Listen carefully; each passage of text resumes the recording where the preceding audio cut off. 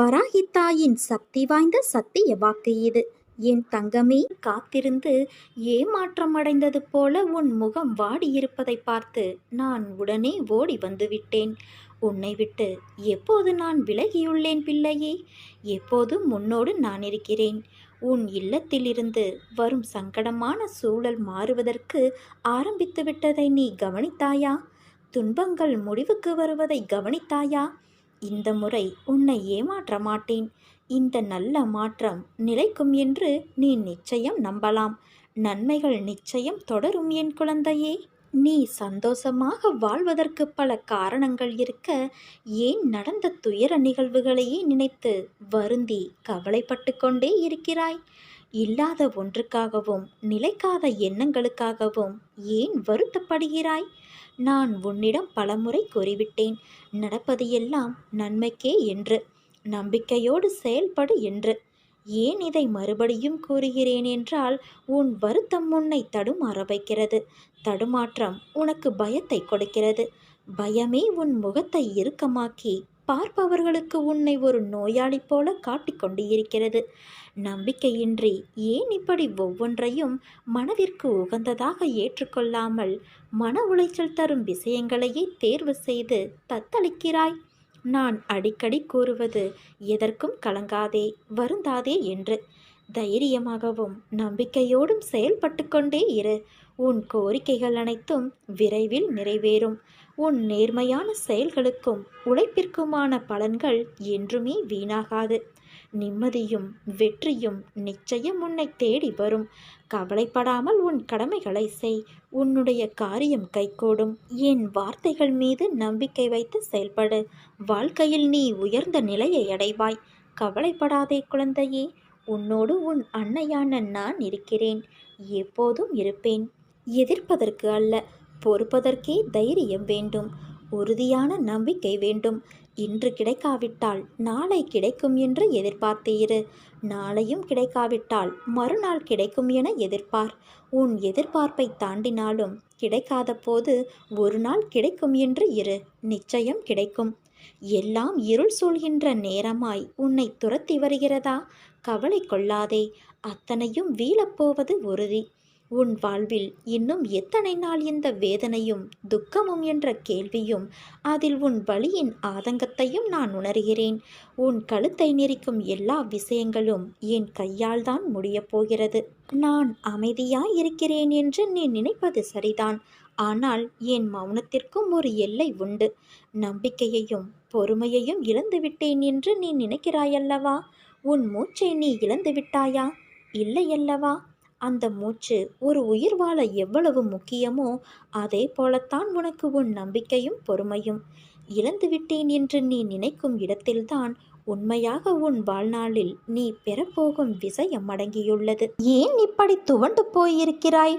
நீ துவண்டு போய் தைரியமிழந்து இருக்கும் அளவிற்கு எந்த காரியமும் இங்கு நடக்கவில்லை. நீயே தோற்றுவிட்டது போல ஒரு பொய்யான எண்ணத்தை உருவாக்கி உன்னுள் இருக்கும் நிம்மதியை இழந்து கொண்டு இருக்கிறாய். நிம்மதியில்லாமல் நீ எப்படி வாழ்வாய்?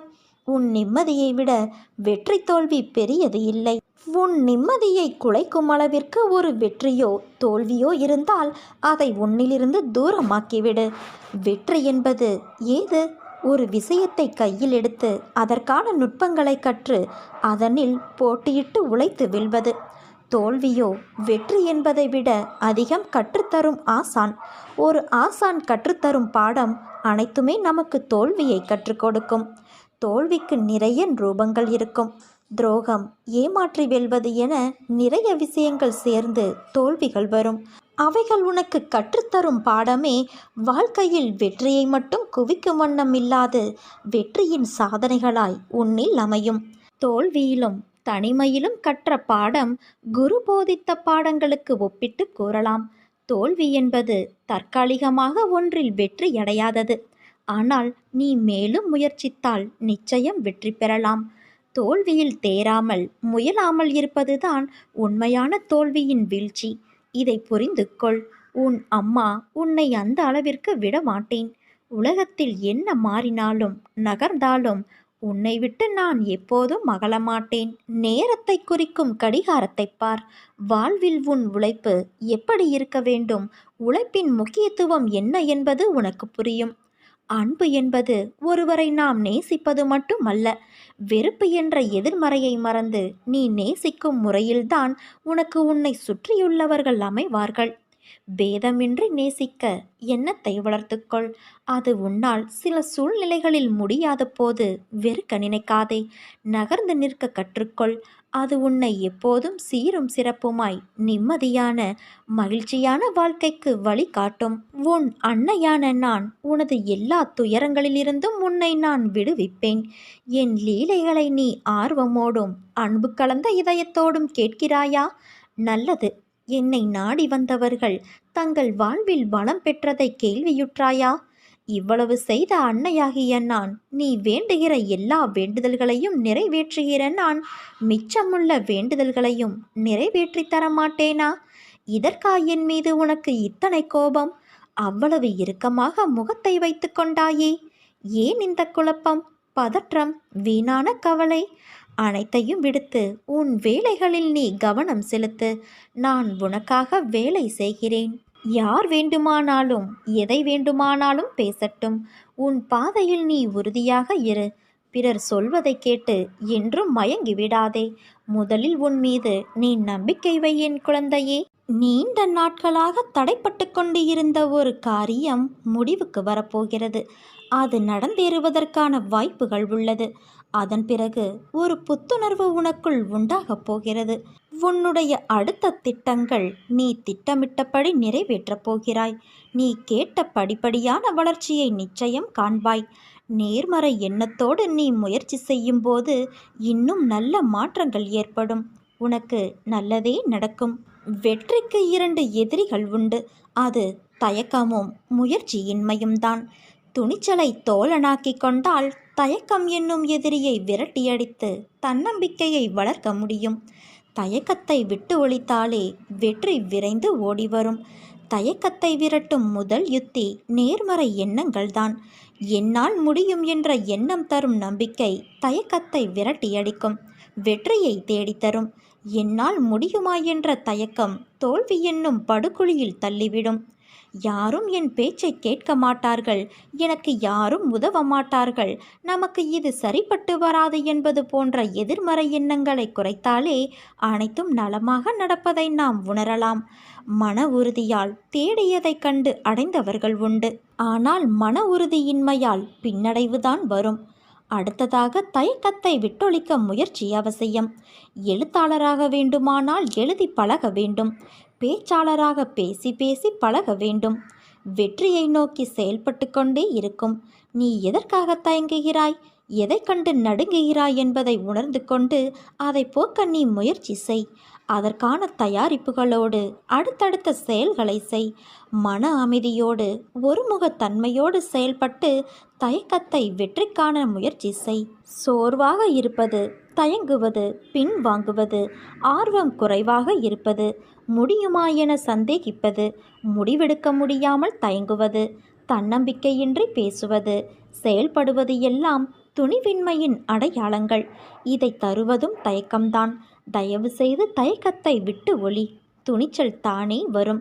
துணிச்சல் வந்தால் தன்னம்பிக்கையும் கூடவே வந்துவிடும். தயக்கத்தை தாங்கும் மனநிலையை அளித்தால் மகிழ்வாய் நாம் வாழலாம். நான் முன்பே உன்னிடம் கூறியிருந்தேன், பொறுமையாக இரு, உன்னுடைய வேண்டுதல்கள் ஒவ்வொன்றாக நிறைவேறும் என்று.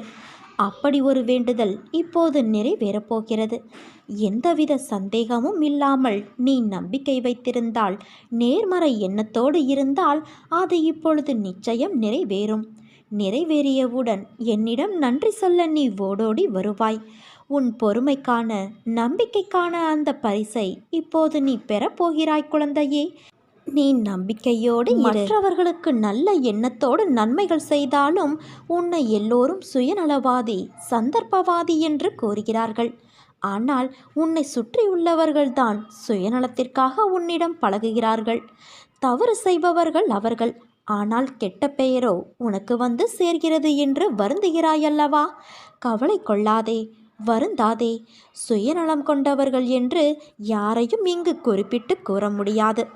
ஏனென்றால் இன்று நன்மையாக உனக்கு தெரியும், அவர்களின் செயல்கள் நாளை தவறாக தெரியும். அதற்காக அவர்களின் செயல்களையும் நம்பிக்கை துரோகத்தையும் நான் சரியென்று கூறவில்லை. இங்கு வாழும் எல்லோருக்கும் ஏதாவது ஒரு எதிர்பார்ப்பு இருந்து கொண்டேதான் இருக்கும். அதை மனதில் நினைத்து கொண்டு செயல்களை செய்தால் மற்றவர்களுக்கு அந்த செயல்கள் மன உளைச்சலையும் வருத்தத்தையும் தரும். சுயநலவாதிகளாக இருப்பவர்களை விட அவர்களை தவிர மற்றவர்கள் யாருக்கும் நல்லது நடக்கக்கூடாது என்று நினைத்து செயல்படுபவர்களே மோசமானவர்கள். இவ்வுலகில் வாழ்பவர்கள் எல்லோருடைய உயர்வும் மேன்மையும் வீழ்ச்சியும் மாட்சியும் அவரவர்களுடைய வார்த்தைகளிலும் செயல்களிலும் தான் குடியிருக்கிறது. அதை வைத்துதான் நீ அவர்களிடம் நட்பு கொள்வதா வேண்டாமா என்று முடிவெடுக்க வேண்டும். உனக்கு நம்பிக்கை துரோகம் இழைத்தவர்களை பற்றி நீ கவலைப்படாதே. இவ்வுலகில் என்றுமே நேர்மையாகவும் உண்மையாகவும் வாழ்பவர்களுக்கு தீங்கு விளைவிக்கும் வகையில் செயற்புரிபவர்களுக்கான வினை பெரிது. தாமதமானாலும் அவர்கள் நிச்சயம் அதற்குரிய பலன்களை அனுபவித்தே ஆக வேண்டும். இது உனக்கும் பொருந்தும். அதனால்தான் எதை செய்வதற்கு முன்பும் ஒரு முறைக்கு பல முறை யோசித்து செயல்படு என்று சொல்கிறேன். எதை கொட்டினாலும் அள்ளி விடலாம். வார்த்தையை கொட்டினால் அள்ள முடியாது, அதை திரும்ப பெறவும் முடியாது. இயற்கையாகவே குறும்பு பிடித்தவர்கள், அதிக பிரசங்கிகள், வாய்ஜாலக்காரர்கள், அவதூறு பேசுபவர்கள், கேலியை நாடுபவர்கள், தன்னுடைய மேதாவித்தனத்தை பற்றி மட்டுமே பெருமை பேசி வாத பிரதிவாதம் செய்பவர்கள், இவர்கள் எவருமே என்னுடைய மேன்மையையும் முக்கியத்துவத்தையும் அறிய மாட்டார்கள். ஆனாலும் விதியின் பலமான பிடி இருந்தால் அவர்களுடைய எதிர்ப்பையும் மீறி அவர்கள் என்னுடைய பொற்பாதங்களை தரிசனம் செய்யும் தருணம் வரும். அது அவர்களின் பூர்வ ஜென்ம புண்ணியத்தின் பலனே ஆகும். ஒன்றை மட்டும் தெரிந்து கொள். ஓடிக்கொண்டிருக்கும் நதியை தடுத்தால் அது இன்னொரு பாதையை தேடும். அதே போலத்தான் உன் வாழ்க்கையும். விலகுபவர்களை விட்டுவிடு, விரும்பி வருபவரை ஏற்றுக்கொள். உன் வாழ்க்கை சுகமாக இருக்கும். நான் என் பக்தர்களின் பிடியில்தான் இருக்கிறேன். அவர்கள் பக்கத்திலேயே நிற்கின்றேன். எப்பொழுதும் அவர்களுடைய அன்பை தாகத்தோடு நாடுகிறேன். துன்பத்தில் அவர்கள் கூப்பிடும்போது நான் ஓடோடி வருகின்றேன். தேரோட்டுபவன் திறமைசாலியாக இருக்கும்போது தேரில் அமர்ந்திருப்பவர் ஏன் சஞ்சலப்பட வேண்டும்? என்னில் சரணடைந்தவர்களுக்கு அவர்களுடைய தேவைகளை பூர்த்தி செய்வது என்னுடைய சேவையே ஆகும். இக்கணமே உனது கர்ம பலன்கள் விலகி உனது கஷ்டங்கள் அனைத்தும் உன்னை விட்டு ஓடி ஒளியும். நல்ல நேரம் ஆரம்பிக்கும். வாழ்க்கையில் உன்னை உயர்ந்த நிலைக்கு நான் கொண்டு போகப் போகிறேன். என் அருள் எப்போதுமே உன் மீது உள்ளது. ஆனால் கருமேகங்களால் உன்னால் என்னை பார்க்க முடியவில்லை. ஒரு நாள் மேகம் மறைந்துவிடும். நாம் ஒருவரை ஒருவர் அப்பொழுது பார்க்கலாம். கவலைப்படாதே என் தங்கமே, உன்னை நான் காக்கின்றேன். இருள் நீங்கி ஒளிமயமான வாழ்வை நீ வாழப்போகிறாய். துன்பங்கள் குறைந்து இன்பங்கள் சேரும் நேரம் இது. மகிழ்ச்சியின் பாதையில் நீ பயணிக்கப் போகிறாய். இனி உனக்கு எப்பொழுதும் சுப யோகம்தான். உன்னுடைய வாழ்க்கையில் நீ யாரை நம்ப வேண்டும், யாரை நம்ப வேண்டாம் என்பதை தெரிந்து பழகு. உன்னை நம்புகிறவர்களுக்காக நீ உயிரை கூட தியாகம் செய்யலாம். அவர்களுக்கு உன் அன்புதான் பொக்கிஷம். அவர்களை நீ ஒருபோதும் மறவாதே. அவர்களுக்கு நம்பிக்கை துரோகம் மட்டும் செய்யாதே. அது பாவம். அதை நீ எங்கு போனாலும் அந்த பாவத்தை உன்னால் துடைக்க முடியாது. அதைப்போல நீ ஒருவர் மீது வைத்துள்ள நம்பிக்கைக்கு அவர்கள் பாத்திரமில்லாதவராக இருந்தால் அவர்களிடம் கடிந்து பேசாதே. அமைதியாக அவர்களை விட்டு விலகிவிடு. ஒருவர் உனக்கு நேரம் சரியில்லை என்று சொன்னால் அதை கண்டு கொள்ளாமல் உன் அன்னையான என் போக்கில் விட்டுவிடு. உனக்கான நேரத்தை படைப்பவள் நான். அதை உனக்கு நல்லதாகவும் வெற்றியுள்ளதாகவும் மாற்றி உன் வாழ்க்கையில் என் ஆசியோடு கூடிய அருளும் உனக்கு கிடைக்கும்படி செய்வேன். ஒருவருடைய மனம் எப்போது அமைதி பெறுகிறதோ, எப்போது அது மதிப்பிடுதல் என்பதை நிறுத்துகிறதோ, அது பெற்ற அறிவிலிருந்து எப்போது தன்னை விடுவித்துக் கொள்கிறதோ, அப்போது அவர் தனது வாழ்வின் பிரச்சனைகளுக்கு தீர்வு காண முடியும். இறைவனுடன் ஒரே ஒரு தொடர்பு ஏற்பட்டுவிட்டால், ஓர் உண்மையான இயல்பான நேர்மையான அனுபவம் ஏற்பட்டுவிட்டால் அந்த கணத்தில், அந்த அனுபவத்தில் நாம் எல்லாவற்றையும் அதற்கு மேலும் அறிந்து கொள்வோம். அதனால்தான் உனக்கு தெரிந்தது சிறிதளவே ஆனாலும் நீ முழு நேர்மையோடு அதன்படி வாழ்வது மிகவும் முக்கியமாகும். அப்பொழுது உன்னால் அனுபவங்கள் பெறவும் அனுபவங்களின் மூலம் அறிந்து கொள்ளவும் முடியும். மனதிற்குள் மறைந்திருக்கும் ஞானத்தை வெளிப்படுத்த அமைதியாக இருக்க வேண்டியது அவசியம். உன்னிடம் யாரும் சத்தமிட்டு பேசினால் நீ பதிலுக்கு அப்படியே பேச வேண்டும் என்பது இல்லை. அவரது பேச்சிற்கு அமைதியை பதிலாக கொடு. அதிலேயே அவர் எதிர்பார்க்கும் பல பதில்கள் புதைந்திருக்கும். அதை புரிந்து கொள்ளும் வரைதான் அவர் சத்தமிட்டு கொண்டு இருப்பார். எதிர்பார்த்த விடை கிடைத்துவிட்டால் அமைதியாக சென்று விடுவார். ஏனென்றால் அமைதியானது விவரிக்க முடியாத பல அர்த்தங்களை உள்ளடக்கியதாக இருக்கிறது. உனக்கு எது தேவை, எது நல்லது என்பது எனக்கு தெரியாதா? எனக்கு எதை அளிக்க வேண்டும், எதை அளிக்கக்கூடாது என்பதை நான் தீர்மானித்துக் கொள்வேன். என் பக்தர்களின் ஒவ்வொரு செயலும், வாழ்க்கையின் ஒவ்வொரு நிகழ்ச்சியும் என்னாலேயே கவனிக்கப்பட்டும் உருவாக்கப்பட்டும் வருகிறது. பிரார்த்தனை செய். பிரார்த்தனை மிகவும் நல்லது. அது உன்னை என்னிடம் ஈர்க்க செய்யும். ஆனால் நடந்த சம்பவங்களை எடுத்துக்கொண்டால் என் பக்தனுக்கு எது நன்மையோ அதை மட்டுமே நான் அளித்துள்ளேன்.